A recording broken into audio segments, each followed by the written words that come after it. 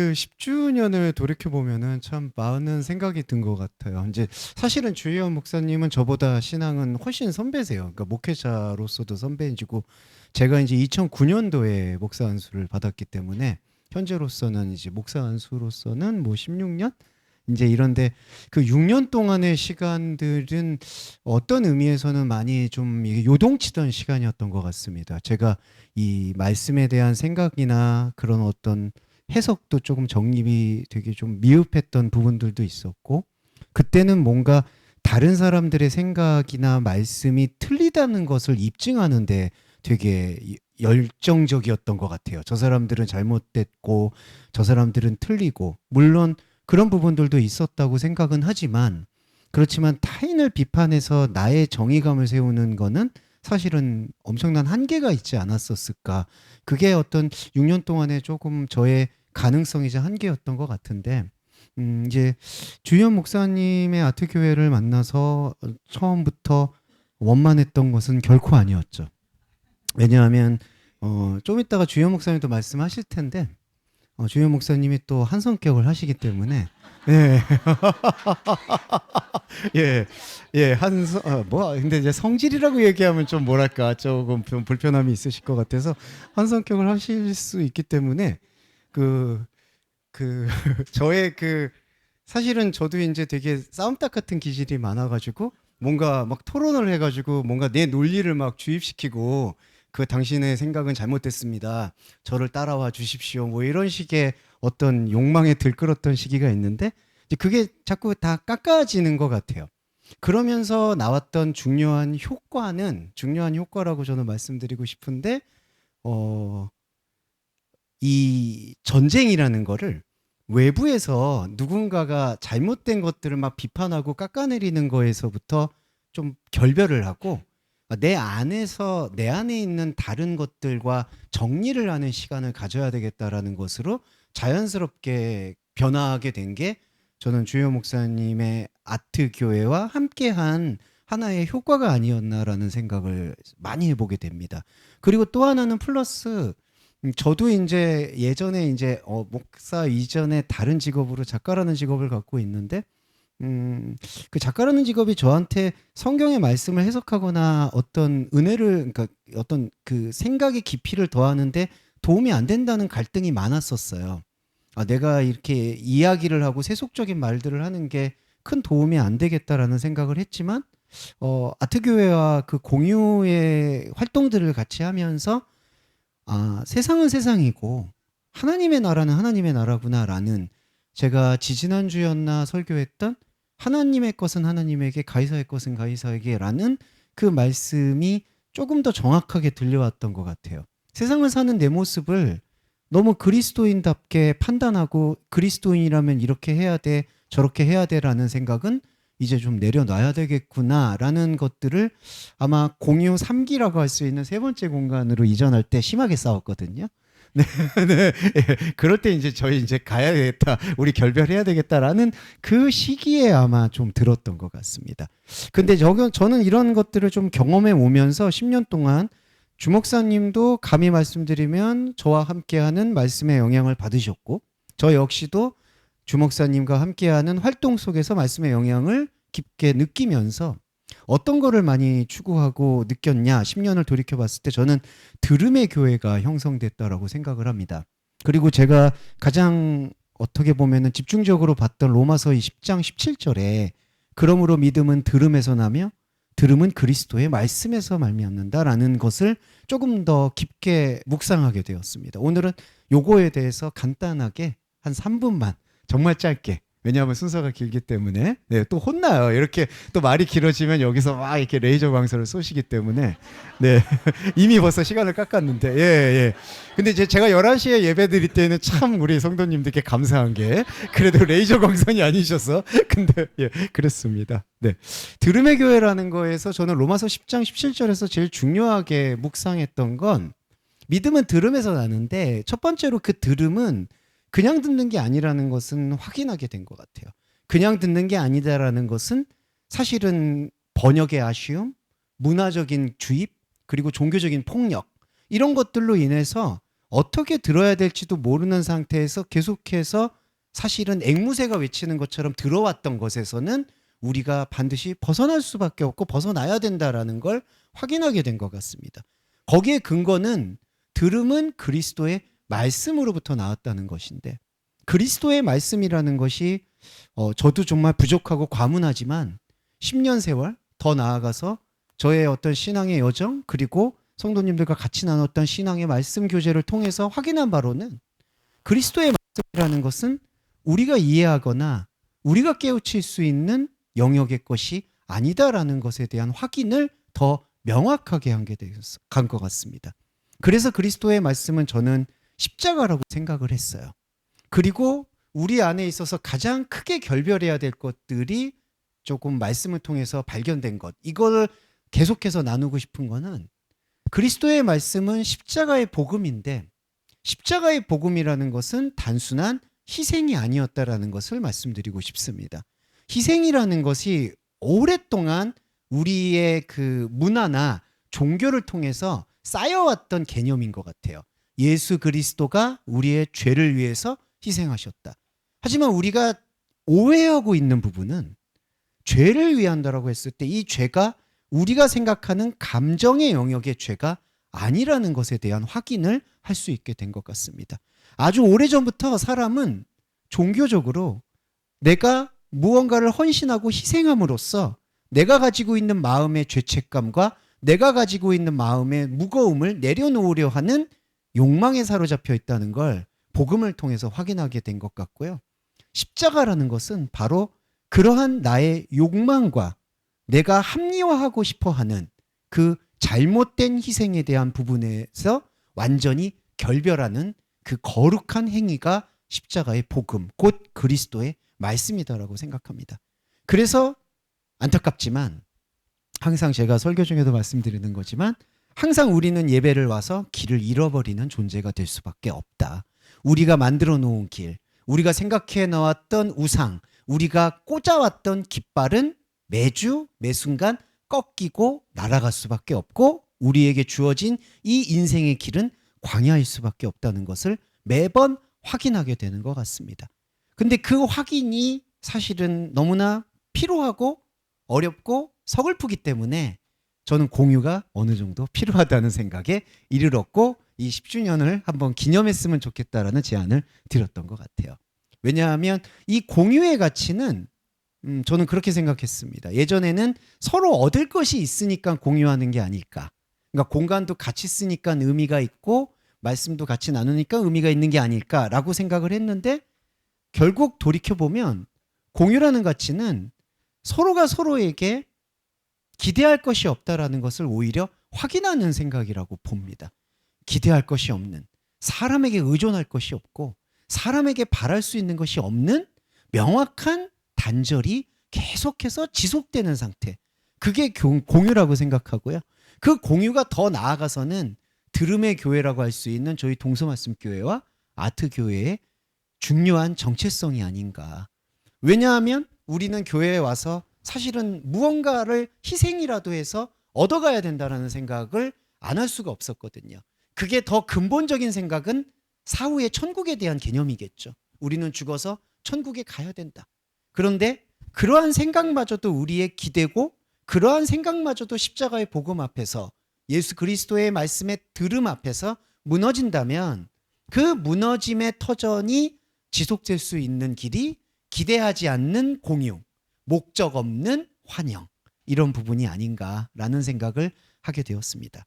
그래서 앞으로도 뭐 10년 후는 어떻게 될지 모르죠. 10년 후에도 이런 기념 예배를 할 수 있을지, 아니면은 목사님이 어디 떠나버리셔가지고 뭐 저 혼자 남게 될지, 아니면 제가 어디 도망쳐가지고 숨어버릴지, 10년 후에 크로노스의 시간은 아무도 모르지만 현재 우리가 이 들음의 가치에 주목해야 된다는 것, 그 들음은 십자가의 복음을 가리킨다는 것, 그 복음은 단순한 희생과 내 감정이 해소되는 게 아니라 우리 안에 있는 혼에서, 우리 안에 있는 영이 출애굽하는 중요하고 소중한 말씀 경험으로 이어져야 된다는 것, 그게 10년이라는 시간이 중요한 게 아니라 가는 가장 중요한 예배요, 가장 중요한 말씀이 아닌가라는 생각을 갖게 됩니다.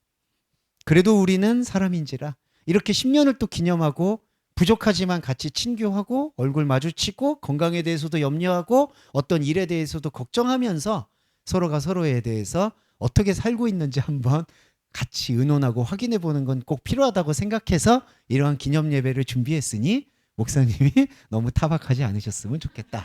뭐 이런 말로 제 들음의 교회는 갈무리하도록 하겠습니다. 감사합니다. 네, 마치 예수님이 우리한테 들려주는 고백 같기도 했고요. 우리가 또 하나님한테 고백하게 되는 얘기가 아닌가 싶기도 했습니다. 우리 노아님이 사실 한국 와서 정착하면서 쉽지 않은 지금 삶을 살고 있는데요.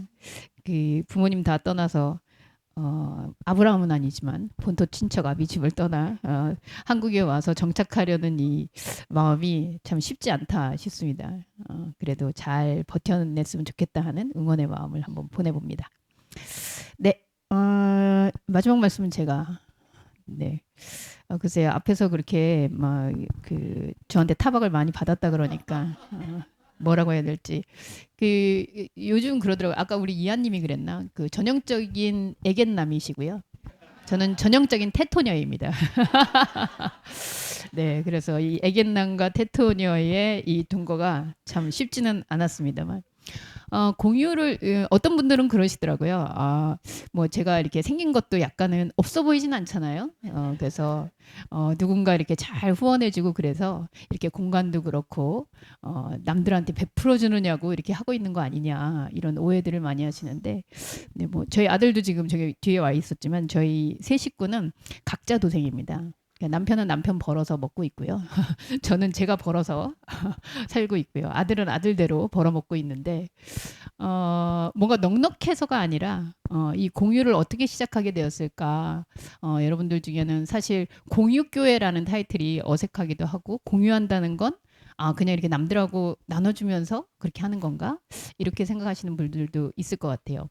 근데 저에게 있어서 사실 제가 시작을 했기 때문에 어쩔 수 없이 공유를 함께 하고 있는 상황에 여러분들은 놓이게 됐는데, 제가 어렸을 때 생각했던 공유의 역사는 아마 들으신 분들도 있겠지만 또 못 들으신 분들도 많으니까 한 번 더 제가 간증 아닌 간증을 하자면, 어린 시절에 저는 사실 무허가촌에서 자랐습니다.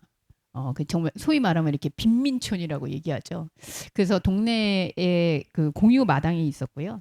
그리고 공유 마당에 화장실이 2개 있었고요. 물론 푸세식이었습니다. 네, 푸세식이 무슨 말인지 모르는 분들도 계시겠지만 그래서 모든 거를 진짜 어떻게 보면 공유하는, 그래서 비가 오면 빗물을 받아서 각자 집에서 퍼다가 이렇게 먹기도 하고 그런 곳에서 자라면서 저는 내 것, 나만의 것이라는 거에 굉장히 익숙하지 않았던 것 같아요. 그러다가 사실은 이제 저희는 어린 시절에 또 그 어머니 아버지가 일찍 각자의 길을 가시기로 결심하면서 어쩔 수 없이 저 같은 경우도 각자의 길을 가야지만 되는. 그래서 저는 중학교 때 이제 집을 나오게 돼서 그 친척집을 돌아다니면서 살았는데 어느 날 이모네 집에서 이렇게 살고 있는데 그 건너편 그 건물에 항상 비어 있는 공간이 이렇게 보이는 거예요. 근데 저는 이모네 집에 살면서 사실 방 2칸에 아이들이 2 있는 집이었고, 이모부랑 이모가 방을 쓰고 아이들이 쓰면 저는 사실 장소가 없었어요. 그래서 아이들이 방에 들어오면 저는 거실에 나가 있고, 아이들이 거실에 있으면 저는 방에 있어야 되는. 근데 방학을 하니까 굉장히 곤란하더라고요. 그래서 그 이모네 애들은 저하고 한 10살 정도 차이가 나는 아이들이었는데, 그러다 보니 저하고 이제 세대 차이가 나는 거죠. 저는 한창 사춘기 시절이었고, 그 나만의 공간이 없다라는 게 사실은 단순히 공간이 없는 게 아니라 나의 생각, 나의 마음, 지금 얘기했던 감정, 이런 것들이 내가 어디다 둘 수 없는. 그런데 이제 건너편 건물 지하를 이렇게 보니까 맨날 비어 있는데 아무도 없는 거예요. 그래서 나는 방 한 칸도 없는데 저기는 저렇게 늘 비어 있고 부럽다. 그래서 어느 날 이제 내려가 봤습니다. 근데 사실 그곳이 이제 교회였는데, 사실 교회라는 거를 개념이 별로 없었기 때문에, 그래서 문 열고 들어갔더니 열리더라고요. 근데 이렇게 방석이 놓여 있고 피아노도 있고, 그래서 아마 한 2시간 정도 있어 본 것 같아요. 근데 아무도 안 오더라고요. 그래서 웬 떡이냐, 이런 공간이 아마 이만했던 공간이었던 것 같아요. 그래서 그 다음 날부터 글로 출근을 했죠. 근데 가끔 지금의 한 주목사님 정도의 연배 되는 분이 왔다 갔다 하시면서 한 번씩 들여다보곤 씩 웃고 가시더라고요. 그 목사님이셨겠죠. 근데 저는 그때 몰랐고요. 그래서 그날부터 이제 친구들도 거기 데려와서 숙제하고 거기서 막 그 노래자랑은 왜 했는지 모르겠지만 노래자랑도 하고 간식도 까먹고 생일 파티도 하고 그래서 교회가 사실은 저의 아지트였어요. 그래서 그렇게 방학 동안을 내내 다니면서 아 나한테 이렇게 공짜로 쓸 수 있는 곳이 있구나 이렇게 생각하면서 즐거워했는데 그 이후에 슬슬 이렇게 작업이 들어오더라고요. 그래서 어떤 젊은 분들이 오시더니 아 그래 학생 몇 살이냐 뭐 몇 학년이냐 막 이러면서 자기네들이 크리스마스가 이제 다가오는데 같이 제가 이제 피아노를 치고 놀고 있으니까 같이 연주해 줄 수 있냐 이러면서 저에게 이제 요구가 들어오기 시작했어요. 그래서 저는 그 교회를 떠나야만 했습니다. 네. 제가 쓰고 있었던 것은 사실 그 공간에서의 자유로움 그리고 나 혼자 있어도 된다는 그런 거였는데 어느 순간부터 이게 목적이 생기다 보니까 내가 그 목적을 들어줘야지만 여기를 쓸 수 있구나. 그래서 저는 그 교회를 떠나게 됐는데요. 제가 우여곡절 끝에 목사가 된 이후에 제 머릿속에 남아있던 교회는 그런 공간이었던 것 같아요. 언제나 열려 있고 나 혼자 와 있어도 괜찮고 누가 있어도 나한테 별로 신경 안 쓰고 근데 목사가 된 이후에 보니까 신경 안 쓰는 교회가 없더라고요. 가면은 막 아는 척 해야 되고 그리고 막 이렇게 목사님 잘하시는 립 서비스라 그래야 될까요? 내 사정도 모르면서 이렇게 어린 친구가 신앙이 좋네 뭐 그리고 저는 조금 의아했던 건 교회는 가서 울면 울수록 칭찬을 받아요. 어린아이가 이렇게 성령 충만할 수 있는가 막 이러면서 사실 저는 억울하고 분통해가지고 아버지가 등록금 안 주고 또 술 드시고 막 이러고 그래서 속상해서 울고 있는데 어쩜 이렇게 은혜로운 어린아이가 있을 수 있냐면서 칭찬을 듣고서 뭔가 교회는 세상하고 좀 다르구나 이런 생각을 했었던 것이 저의 교회의 기억이었습니다. 근데 제가 목회자가 되고 보니 교회는 네 모든 것이 하나님의 이름이 아니면 건들 수 없는 것들이었어요. 네 하나님의 이름이어야지 들어올 수 있었고요. 하나님의 이름이 있어야지 피아노도 칠 수 있었고요. 하나님의 이름이 있어야지 거룩한 마이크를 쓸 수도 있었고요. 그래서 모든 거에 하나님의 이름 딱지가 붙어 있구나. 그래서 나 같은 사람은 쓸 수 없구나. 그런 교회가 사실 저에게 교차하면서 어떻게 나는 할 수 있지? 그래서 사실은 제가 이민을 갔다가 다시 오게 된 건 이민교회에서도 마찬가지였거든요. 그래서 제가 생각하는 교회, 어린 시절 나에게 그렇게 열려있던 그때 그 공간이 없었더라면 나는 그 사춘기 시절에 어디서 무엇을 하면서 지낼 수 있었을까? 나에게는 그런 공간이 교회였는데 그런 교회는 과연 안 되는 걸까? 그래서 남의 교회에 있다 보니까 그건 어렵더라고요. 그리고 제가 부목사로 있을 땐 어렵더라고요. 그래서 나는 목회를 그만해야 되겠구나. 그리고 한국으로 돌아왔는데 한국에서 만난 곳이 아트교회라는 이름을 가진 교회였습니다. 네. 그래서 저는 뭐 그때 아트인은 아니었는데요. 네. 교회에서 놀기에 제일 좋은 게 아트더라고요. 그래서 음악도 하고 미술도 하고 다양한 것들을 하면서 그래서 제가 다시 그렇게 하면서 사실 아트 교회지만 아트 스페이스 노라는 이름의 공간과 함께 이 교회를 시작했던 것 같아요. 아트 스페이스 노가 어떤 의미냐? 처음에는 제가 노신 줄 알더라고요. 주시가 아니고. 네. 근데 노는 예스 노의 노가 맞습니다. 없다. 아무것도 없다. 아무것도 없어도 예술을 할 수 있지 않나? 아무것도 없어도 우리가 함께 할 수 있지 않나? 그런 의미에서의 노라는 의미였고요. 이 세상에서 그래도 노 할 수 있는 곳엔 좀 있어야 되지 않나? 그리고 교회는 예스보다는 노 할 수 있는 곳 아닌가? 예수님의 십자가, 그리고 하나님의 이끄심. 그리스도인의 특히나 개신교회는 프로테스탄트라는 노라는 이름을 가지고 있거든요. 저항하다. 그래서 현실에 붙은 딱지들을 노하면서 떼어버릴 수 있는. 그래서 그 노자가 붙은 곳은 공간도 같이 쓸 수 있고 피아노는 피아노잖아요. 거룩한 하나님의 피아노 이러면 거룩하지 못하면 못 치는데 누구나 해도 괜찮고 마이크도 목사님이 쓰시는 거 거룩한 말씀이 전해지는 마이크 이러면은 저만 써야 되는데 네 누구나 여기에서 마이크는 마이크니까요. 그래서 복음이라는 것이 이렇게 원상태로 돌리는 거구나. 그리고 있는 그대로 현상에서 피아노는 피아노가 될 수 있도록 의자는 그저 의자일 수 있도록 단상은 그냥 사람이 쓸 수 있는 곳인 곳으로 그렇게 원상복귀하는 것이 정말 교회의 모습이 아닐까? 그런 가운데 아까 말씀하셨지만 저는 말씀이라는 것이 왜 이렇게 모순되는 점이 많을까 늘 고민하고 있었습니다. 최근에 제가 아는 교수님이 그런 얘기 하시더라고요. 성당 다니시는 분인데 고해성사를 하라 그래서 고해성사 했더니 그 신부님께서 자매님 말씀을 읽으시면 다 해결될 겁니다. 그래서 창세기부터 읽기 시작했는데 저한테 와서 왜 성경은 이렇게 막장 드라마일까요? 그러면서 묻더라고요. 그래서 자기가 생각할 때는 뭐 저녁 그 드라마나 일일 드라마하고 별로 다르지 않은 것 같은데 도대체 성경이 뭐가 해결을 해준다는 겁니까? 이렇게 얘기를 했는데 저도 사실 마찬가지였어요. 이 성경은 과연 우리에게 그래서 목사님을 만나면서 사실 네, 여기서 그 경험을 하신 분은 없을 것 같은데요. 처음에 공유를 하면서 사실 저희는 이미 공유를 다른 교회 이제 다른 쪽에서 하고 있다가 그리고 그 공간에서 사실은 밀려나고 쫓겨나면서 저희가 충무로로 오게 됐는데 그때 목사님을 만나면서 우리가 과연 함께 할 수 있다면 무엇으로 함께 할 수 있을까 고민했습니다. 근데 결국은 우리가 목회자로 만나는 거였고 그 어떤 다양한 수식어들 작가일 수도 있고 뭐 예술인일 수도 있고 다양한 게 있지만 결국 우리는 복음으로 만나는 대상이구나. 그래서 저희가 바이블 샤워라는 이름하에 그날 아마 한 5시간 정도 스트레이트로 말씀을 나누는 시간을 가졌던 것 같아요. 그러면서 우리가 이 5시간을 해보니 정말 지겹지만 말씀이라면 함께 할 수도 있겠다. 그래서 그때부터 사실 뭐 여러분들한테 그 대놓고 광고하진 않았습니다만 지금까지 매주 한 번 이상 저희가 말씀 토론을 같이 하고 있습니다. 그래서 그 말씀 토론이 아니었다면 아까 말씀하신 대로 네, 그런 어려운 현실적 우여곡절을 겪으며 여기 같이 있을 수 있었을까? 거기에서 제가 생각했던 딱 2가지였습니다.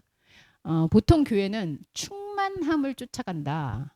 라는 생각이 들었는데 충만이라는 이 말씀이 굉장히 좋은 말씀이고 이 넘치는 은혜 뭐 넘치는 하나님의 뭐 여러 가지들이 있잖아요. 네, 그래서 넘치는 것에 대한 이 충만성이 사실 우리로 하여금 거꾸로 더 좋아야 되고 더 사랑해야 되고 더 뭔가를 이뤄야 되고 더 들어야 되고 이런 더라는 이름의 결핍을 자꾸 강조하지 않나? 저는 그런 생각이 들었어요. 이걸 어떻게 할 수 있지? 사실 충만은 그런 상태가 아닐 텐데 그래서 저는 충만의 만자를 조금 바꿨습니다. 충분의 상황으로. 충분하다. 이거 하나면 충분하겠다. 이것도 충분하다. 그래서 사실은 충만을 우리가 추구를 했다면 저는 우리 가운데 늘 부족했을 것 같아요. 더 친절해야 되고 더 사랑해야 되고 더 따뜻해야 되고 더 무언가를 이뤄내야 되고 함께하고 있으니 더블이 돼야 되고 그런데 충분히 강조되면서 이것도 없어도 되는구나. 이것도 없어도 되는구나. 결국 저희에게 남은 거는 말씀이라는 한 가지의 그 충분성 때문에 10년을 왔다. 저는 그런 생각이 듭니다. 그중에서도 저희가 말씀을 토론하면서 한 5년 전쯤 된 것 같아요. 지금 10년 차니까. 같이 모세오경을 읽고 있었는데 네, 저희 교인들이나 아실 거예요. 제가 제일 좋아하는 말씀은 모세가 죽을 때에 신명기 34장에 모세가 죽을 때의 나이 120세였으나 그의 눈이 흐리지 아니하였고 기력이 쇠하지 아니하였더라. 이 말씀을 읽으면서 제가 목사님께 질문했어요. 목사님 이상하지 않습니까? 죽을 때인데 120세인데 왜 눈이 흐리지 않고 기력이 쇠하지 않았을까? 죽을 때인데 기력이 쇠하지 않았다. 죽을 때인데 눈이 쇠하지 않았다. 그럼 모세의 사인은 무엇일까요? 제가 물었습니다. 그랬더니 목사님이 딱 그러시더라고요. 그러게요. 뭐 대단한 말씀을 해주실 줄 알았더니 그러게요. 이상하네요. 네. 나이 120세고 지금 죽을 때를 얘기하는데 눈이 흐리지 않고 기력이 쇠하지 않았다? 그럼 모세가 과연 죽은 이유는 무엇일까?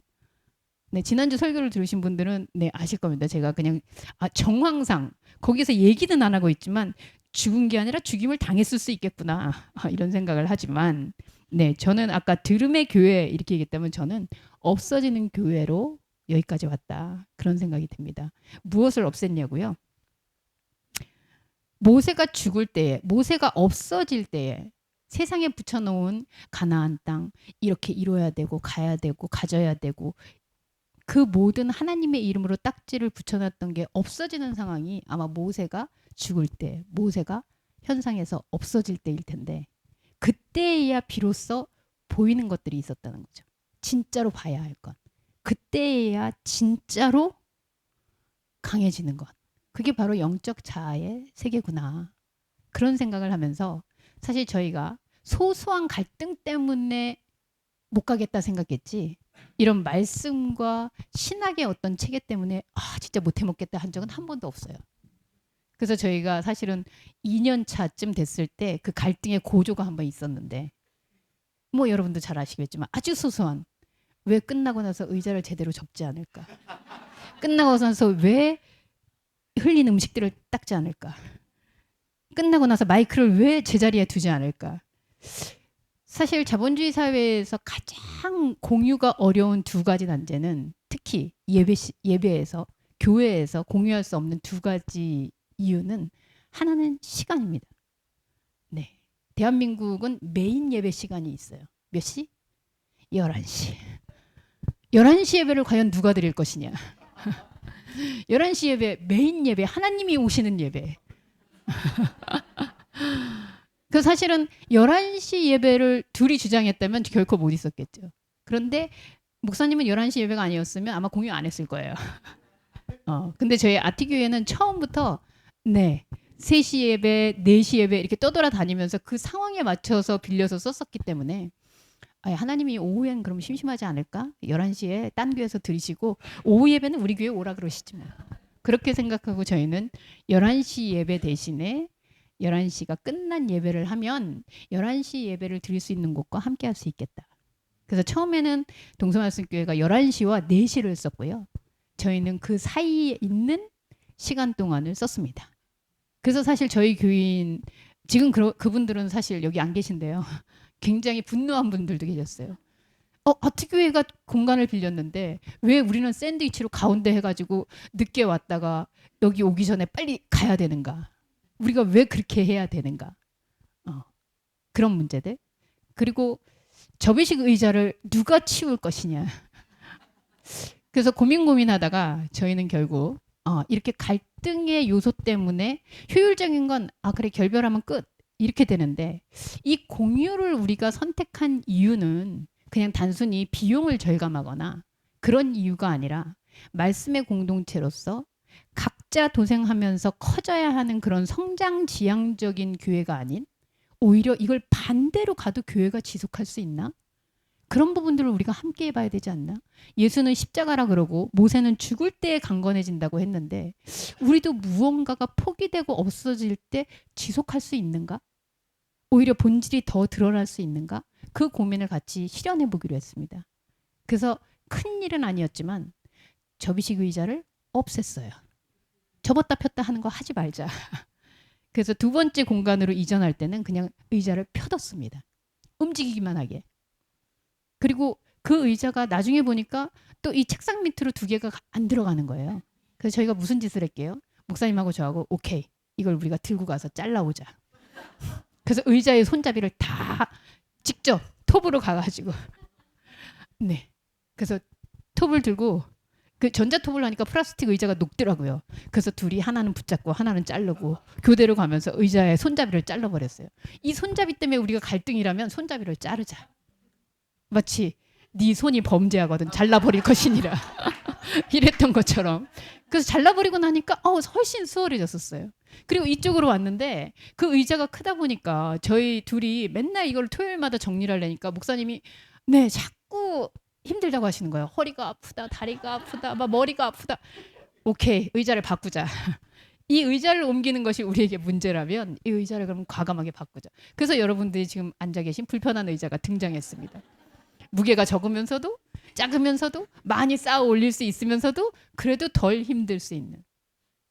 우리는 갈등을 해결하는 문제를 서로 결별해서 끝내자가 아니라 어떻게 그러면 이 갈등을 유발시키는 부수적인 것들을 우리가 잠재우고 진짜 드러나야 할 것들을 같이 할 수 있을까?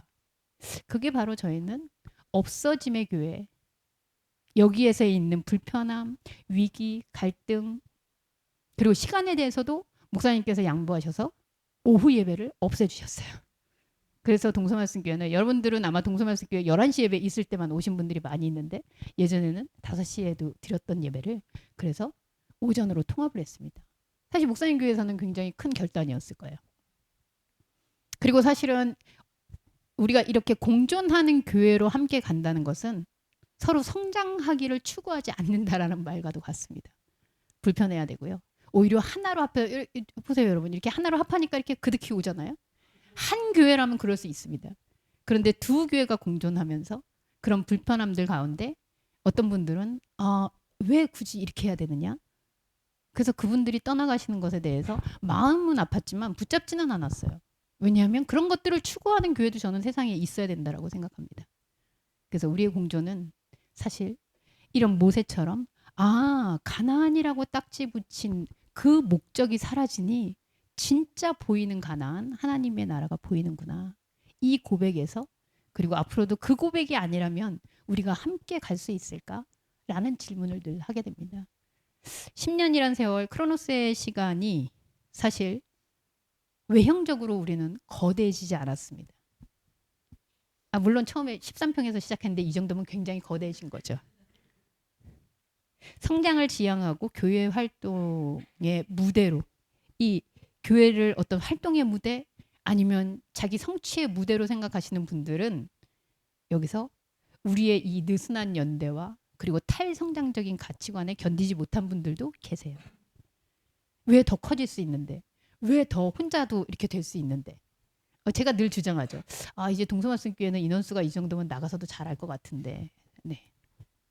그렇지만 우리가 생각하는 건 나가서도 잘한다는 것이 커지는 잘함이 아니기 때문에 우리는 악착같이 복음을 위해서 함께 해야 하는구나라는 것들을 확인하고요. 우리는 여전히 이 좁은 주방에서 동선을 겹치면서 불편함을 겪고 있습니다. 그래서 제가 그랬어요. 이 정리정돈 때문에 우리가 스트레스를 받으면 그냥 탕비실을 없애버릴까? 불편한 게 있다면 그럴지도 몰라요. 우리가 의자를 잘라버렸다 그랬잖아요. 의자도 바꿔버렸다 그랬잖아요. 우리의 공간은 아마도 주일에는 예배처소로 또 평일에는 누구에게나 열려있는 광장처럼 계속해서 지속될 거예요. 그런 가운데 우리가 대형 교회보다 더 잘한 게 뭐가 있을까? 그래도 우리도 성취를 얻고 싶잖아요. 아마 우리 교회처럼 이렇게 공간을 쉬지 않고 풀가동해서 쓰는 교회는 별로 없을 것이다. 교인들은 비록 일주일에 한 번밖에 안 쓰지만 수많은 사람들이 여기를 거점으로 음악을 하기도 하고 미술을 하기도 하고 공부를 하기도 하고 또 지역 주민들이 와서 회의를 하기도 하고 다양한 활동을 통해서 오히려 우리는 사회 속에 있는 교회 공동체로서 우리도 사회인인데 그래서 사회적 교회를 같이 만들어 나가고 있는 그런 공동체로서 이뤘다는 것이 현실에서의 자부심이라면 자부심이 아닐까 그런 생각이 듭니다. 동서말씀교회와 아트교회가 이제 공유교회라는 이름으로 온 지 10년 10년 동안 강산이 변한 게 아니라 아마 제가 먼저 변했을 것 같고요. 그리고 목사님이 변했을 것 같고요. 우리의 성도들 안에서 이 말씀을 통해서 이 땅에 붙여진 이름들이 아니라 아마도 우리는 여기에 딱지들이 붙는 어디에든 그 딱지를 없애는 교회로서 계속 존속할 것 같습니다. 여러분들 안에 우리가 왜 함께하고 있는가라고 이야기했을 때 사실은 아트교회 처음 붙여진 별명이 곤망할 교회였어요. 이런 식으로 하면 곧 망하겠구나. 그런데 동서말씀과 함께하니 그래도 망하지 않고 여기까지 왔습니다. 그러나 곧 망할, 곧 없어질 그 의미를 꾸준히 지향하면서 우리는 여러분과 함께 죽지만 사실은 눈이 더 밝아지고 그 가운데에서 더 강건해지는 영의 세계가 더욱더 빛나게 되는 그런 삶을 함께 지속하리라 믿어 의심치 않습니다. 네, 제가 혼자 기도하면은 억울할 것 같으니까요. 목사님께서 지금 그럼 목사님 마지막 기도하시겠습니까? 네, 제가 먼저 잠깐 기도하고 그리고 마지막으로 목사님 기도하도록 하죠. 하나님, 10년의 시간 우리가 태어나는 순간부터 지금까지 한 번도 우리를 시선을 띄지 않으시고 아니 뗄 수 없는 그 사랑의 속성을 우리를 바라보셨을 하나님께서 적어도 지구상에 이렇게 함께하면서 부대끼면서 어려우면서 그 광야 같은 시절을 지나면서 아 이것이 복음의 본질이구나 이렇게 고백할 수 있는 함께하는 공동체를 보는 즐거움이 하나님께 있지 않을까 그렇게 자부해 봅니다. 불편하고 어렵고 갈등하고 위기 같은 순간도 있지만 말씀을 지켜내기 위한 말씀을 듣기 위한 공동체 그리고 우리 안에 우리가 하나님이라고 새겨놓은 것들이 없어지는 공동체로서 이 공육교회의 지속을 감사를 드립니다. 이 감사한의 끝에 또 새로운 동행 그 동행을 우리가 다짐해서 가는 것은 아니지만 하나님과 함께하는 그 시간들을 서로 누릴 수 있는 그래서 진리가 너희를 자유케 한다는 그 자유함 가운데 불편한 동거를 이어가는 저희들이 되게 하여 주옵소서. 예수님의 이름으로 기도합니다. 아멘. 목사들이 이렇게 얘기를 들었으니까요. 그동안 이렇게 보니까 10년이면 강산이 변하는데 저희는 보니까 성도들이 변하더라고요. 성도님들 중에 가시고 오시고 이렇게 계속 흐르듯이 그러는 가운데 네 10년을 버티신 분들이 계세요. 정말 대단하지 않습니까? 그래서 우리 오늘 동서말씀교회에 네 저희가 뭐라고 쓸까 하다가요.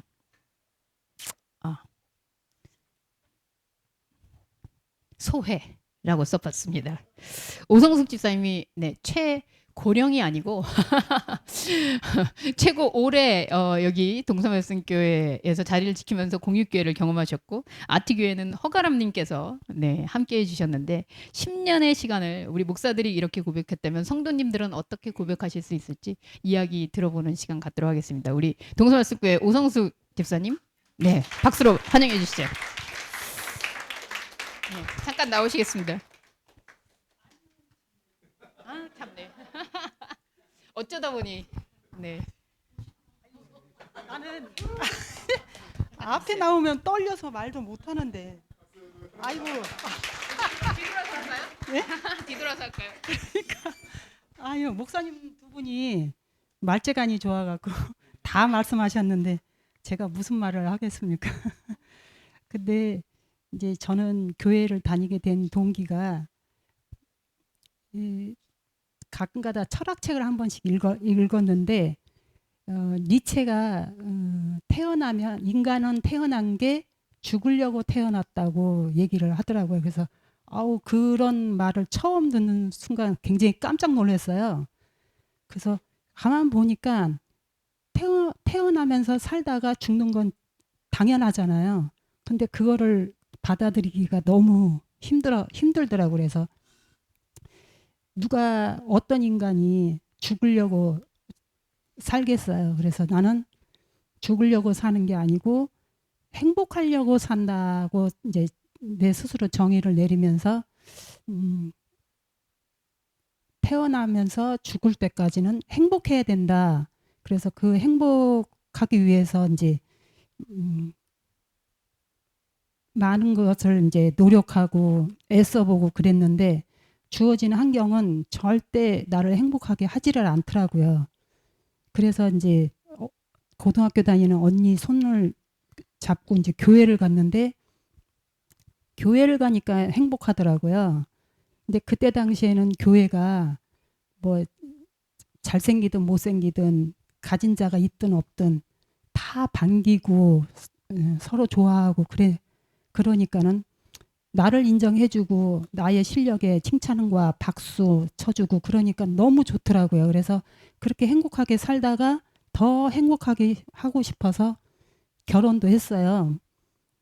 근데 결혼도 했는데 이 남자가 이 사랑하는 마누라 대접을 안 하고 일하러 온 일꾼 대접을 하더라고요. 그러니 당연히 행복하지가 않죠. 그래서 다시 교회에 가서 또 내가 이제 인정받기 위해서 이쁜 짓을 많이 하니까 목사님도 이뻐하고 또 좋아하고 막 그래요. 그래서 그러니까 또 행복하더라고요. 근데 집에 오면은 교회에다가 보내는 시간이 많으니까 집에 오면은 욕을 먹는 거예요. 살림도 제대로 못하고 애들도 잘 못 키우고 그런다고. 그래서 그게 이제 그 행복이 연결이 안 되니까 이상하다. 그래 왜 분명히 교회에서는 행복한데, 그러니까 하나님으로 인해서 행복한데 왜 집에 와서는 행복하지가 않지? 근데 알고 보니까 행복은 교회가 주는 게 아니고, 교회는 그저 그냥 나의 그 저기 뜯어먹는 그런 걸로 인해서 가머니설로 이쁘다, 좋아한다, 사랑한다 그런 말로 저기 좀 심한 말로 사기를 치는 그런 거를 나중에 알았어요. 그래서 이제 뛰쳐나왔죠. 그러고 나서는 이제 진짜 행복하려면은 하나님의 사랑을 받아야 된다. 근데 하나님의 사랑을 받으려면은 하나님의 말씀을 알아들어야 된다. 그래서 하나님의 말씀만 하는 곳을 막 찾으러 다녔어요. 다니다 이제 동서말씀 교회를 찾았습니다. 그 동서말씀 교회를 찾았을 때 진짜 우리 목사님 신비주의여서 그때 그래갖고 나타나지를 않았어요. 그래갖고 억지로 찾아서 왔는데 목사님이 나타나지를 않더라고. 그러고는 이제 신기하게 주원교 목사님 설교를 들으려고 왔는데 주희연 목사님을 만나갖고 거기에서 오자마자 나를 모노드라마 거기에서 나와갖고 무슨 이상한 걸 시키더라고요. 앞에 나와갖고 그때부터 이렇게 앞에 나오는 것 같아요. 자꾸. 그래 그때 나는 이렇게 앞에 나오면은 진짜 혈압이 막 그냥 떨려갖고 무슨 말을 하는지 두서없이 말하는데 무슨 말을 했는지도 모르겠고 그러는데도 이렇게 앞에 나오라고 하면 또 나와요 또. 그러다가 이제 목사님을 그 다음 주인가 만났어요. 만나서 이제 설교를 들었죠. 들었는데 그 듣는 설교가 뭐였냐면은 베레스트 바라라고 그걸 들었어요. 그래서 내 생각이 부서져야 하나님을 만날 수 있다. 그게 귀에 뻥 뚫어갖고 뚫어지더라고요. 그래서 목사님한테 고백하기를 나는 이제 다니는 교회는 여기가 마지막입니다. 그러니까 목사님이 신기하게 마지막이 되도록 노력하겠습니다 하더라고요. 그래서 목사님은 어떻게 이렇게 겸손하지? 그러면서 삼계탕 집에 데려가서 반계탕을 사주더라고요. 반계탕. 나는 그때 반계탕이 있는 건 처음 알았어요. 그런데 그거를 또 목사님이 직접 돈을 내더라고요. 그래서 저는 교회 20년 넘게 다녔지만 목사님이 성도 교인 밥값 내는 목사님은 또 처음 봤죠. 그렇게 해서 이제 목사님의 말씀을 들으면서 뭐를 알아냈냐면 교회는 행복하려고 다니는 게 아니야. 그러니까 교회뿐만 아니라 인생 자체는 행복하려고 사는 게 아니라 죽으려고 사는 게 맞구나. 그거를 이제 목사님 설교를 통해서 알아들었죠. 그래갖고 내가 죽으려고 마음먹고 교회를 와야 하나님의 말씀을 알아듣겠더라고요. 그러면서 한참 지나서 예수님의 십자가 지심은 무조건 예수님이 나의 죄값을 치러주셔서 그 은혜에 보답하면서 교회를 다니는 걸로 알고 있었는데 십자가로 완전히 반대로 설교를 해주시더라고요. 그래서 못 알아듣겠는데 나는 순간적으로 그 십자가 설교를 알아듣게 되니까 목사님도 깜짝 놀라더라고요.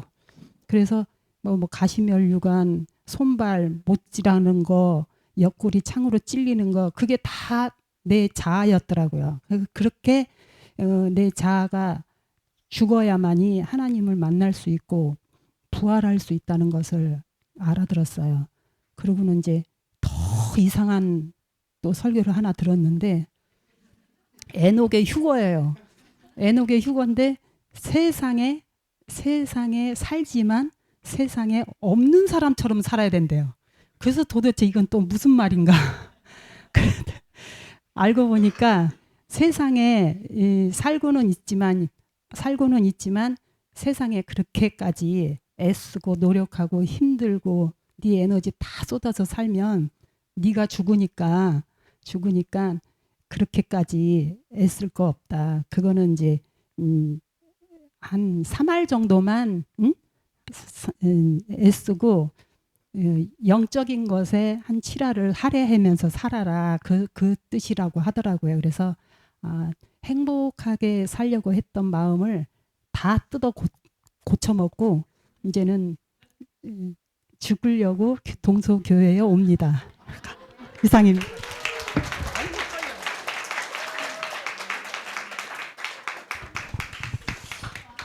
떨린다고 말씀을 하셨는데 할 말씀은 다 하시는. 네.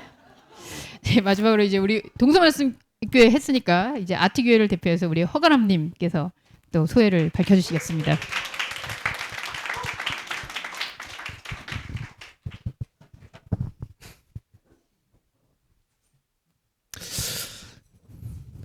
네. 의자가 문제였네요. 네, 의자가 문제. 정말 10년 만에 알았습니다. 왜 자꾸 이렇게 의자가 바뀌지? 그리고 괜찮았는데 왜 자꾸 바뀌지? 이러고 왜 갑자기 손잡이가 없어졌지? 이러고 이걸 자르셨다고? 이래가지고 네. 네, 그거 가지고 그렇게 치열하게 또 싸우시고 헤어질 뻔하고 네.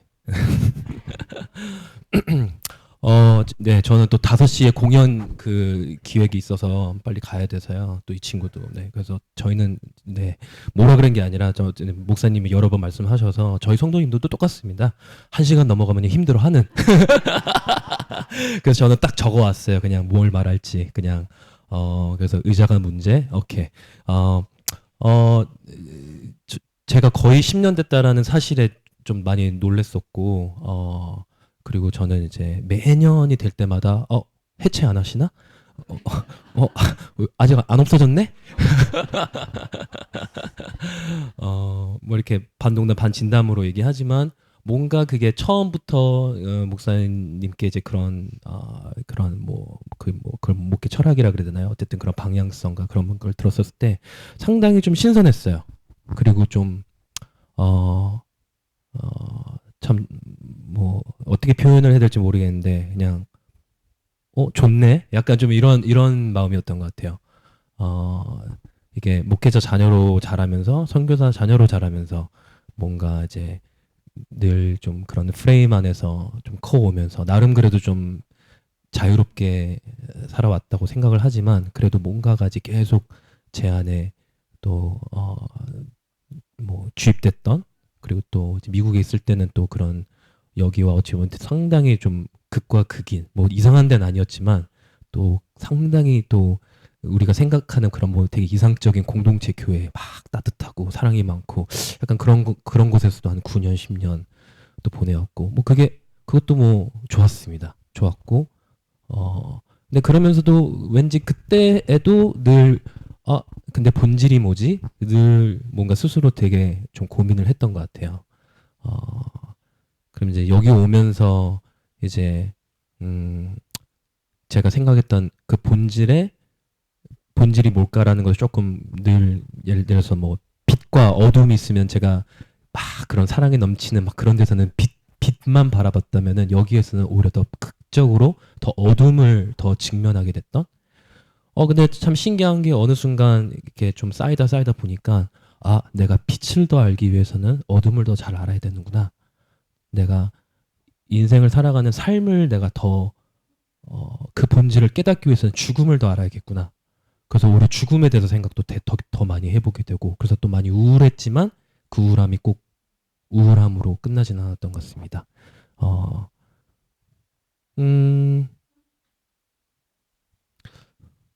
그래서 언제 해체해요?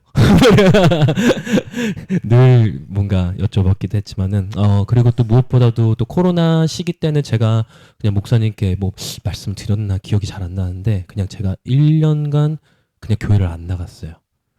근데 이제 온라인 예배는 100% 출석. 예. 그래서 막 혜민이가 막 오빠 왜 안 와요? 그럼 나 맨날 너 보고 있어 이러고 온라인으로 봤어. 그래서 뭔가 늘 평생 일요일만 되면은 교회 갔더한 그 행위를 멈추는 걸 좀 하고 싶었더라고요. 이걸 해봐야겠다. 근데 중요한 건 아무래도 두 분께서 막 의자 갖고 싸우시고 이거 뭐 청소 안 하네 갖고 싸우시지만 결국에는 그 말씀의 그 본질, 저도 좀 그게 비슷했던 것 같아요.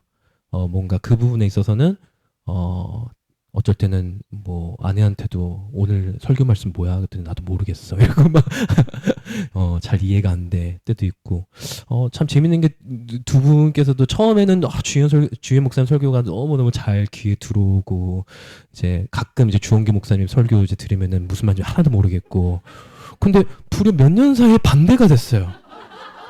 예, 막 매주 막 고통스러울 때가 많습니다. 막 이제 저희 뭐 1시간 예배인데도 요즘 뭐지? 이러고 아내한테 뭐 안 해도 모르겠어. 이러고 이제 근데 이제 간혹 가다가 이제 주임 목사님 어디 출장 가시면 이제 중국 설교하시면 오늘 뭔가 잘 이해됐지.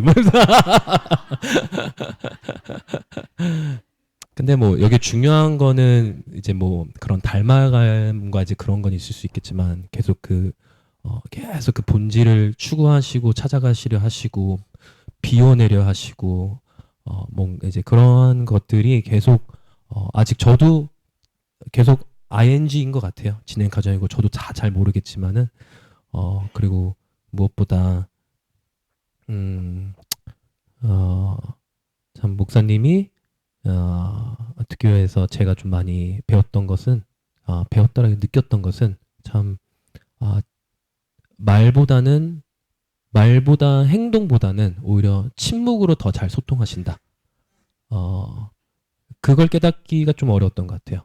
왜냐하면 저 스스로도 뭔가 어느 순간부터는 좀 침묵의 중요성, 그리고 침묵으로 소통하는 방법에 대한 것들을 좀 많이 생각해 보면서, 근데 여기에 좀 영향이 크지 않았나라는 생각을 좀 하면서 네, 없어질 때까지 저도 함께 네, 뭐 그 없어짐이 이제 저의 없어짐이고 저의 해체인 것 같습니다. 그래서 늘 두 분 이제 계속 싸우시고요.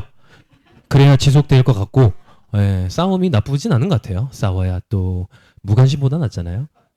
계속 싸우시고 또 다음에 또 뭐 의자 아니면 뭐 책상 때문에 싸우셔도 되고, 네, 뭐 다 좋으니까 네, 계속 저희는 싸우는 거 지켜보면서 매주일 와서 설교 말씀 또 듣고 저희도 그 가운데서 다 개개인이 저도 그런 것들을 계속 좀 제 마음을 더 헤아리면서 그 본질과 진리를 향해서 더 자유로워질 수 있는 저와 아트교회 동서 말씀 교회 여러분들이 되기를 소망합니다. 감사합니다.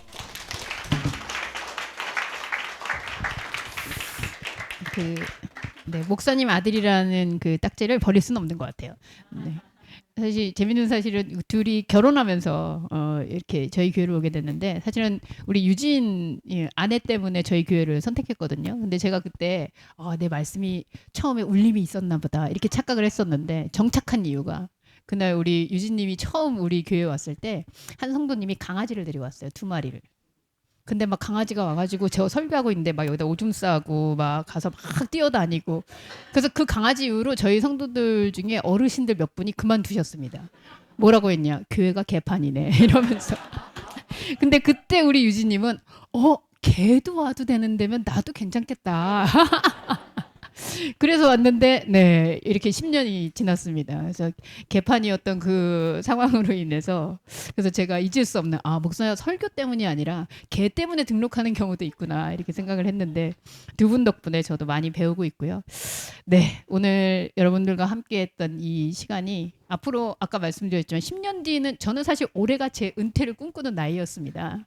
네, 그런데 이렇게 이사하고 하면서 네, 목사님께서 절대 안 됩니다. 막 이렇게 해서 제가 은퇴를 미루고 이렇게 다시 이 자리에 앉아 있는데, 여러분들과 함께 언제 제가 이 자리에 없을지 모르겠으나 네, 모세처럼 제가 없어질 때에 목사님이 더 드러나지 않을까 이런 생각을 해보면서 우리 주 목사님 기도로 마무리하도록 하겠습니다. 네, 마지막 기도 함께 하겠습니다. 사랑해 주님, 진심으로 감사합니다. 2025년을 맞이하여 힘들고 어려운 여러 가지 풍파와 어려움 속에서도 하나님의 말씀을 통해서 날마다 죽음을 실천하고 새로운 부활을 경험한 우리 동서말씀 교회와 아트교회 교인 여러분들이 이렇게 마지막을 함께 기념하며 함께 모였습니다. 그리스도의 생명은 언제나 죽지 않습니다.